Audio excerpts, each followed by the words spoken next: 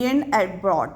Absence of opportunities remain the main driver of migration. At the inauguration of the 18th edition of the Pravasi Bharatiya Divas (PVD) last week, Prime Minister Narendra Modi described the Indian diaspora as India's ambassadors to the world.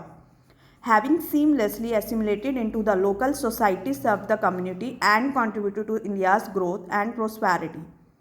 The strength of the Indian origin community worldwide of over 35 million, about 15.85 million NRIs and 19.57 million PIOs who are foreign nationals, is their ability to adapt and thrive in different fields, including in politics, where Indian origin people have become leaders of more than 30 other countries where they retain their Indian passports. The diaspora is known for its distinguished services in many professional spheres.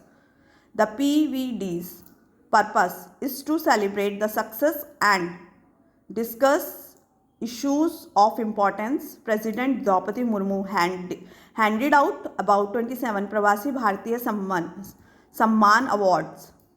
The event, which was first held in 2003, is organized around 9 January.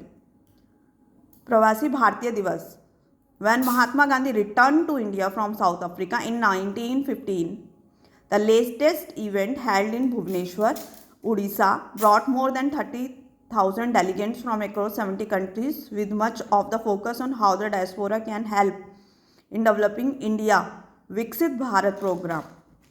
The achievements of the Indian diaspora are no doubt a matter of pride for all Indians, but it is important that the event is not limited to a simple self-congratulatory or laudatory exercise. The issues for the diaspora, particularly for those who are still Indian nationals, are more acute now. The increase in far-right populist governments, particularly in the West, is making visa and entry conditions for Indians more difficult, and it is important for the government to address such issues. Intractable global conflicts, especially in West Asia, where more than 9 million Indians live and work, are also putting lakhs of Indians in peril, and the PVD engagement, Pravasi Bharatiya Divas, would benefit from discussions between the community on how best to increase awareness and enhance safeguards for them. Given the broad spread of the diaspora, it is necessary to ensure that India's ties with the diaspora be inclusive and not partisan on political issues. Recent actions by the government to deny or revoke OCI cards for those perceived to be critical of the government belie this necessity. Above all, it is important to acknowledge that one of the biggest drivers of Indian migrating is the lack of economic opportunities within India.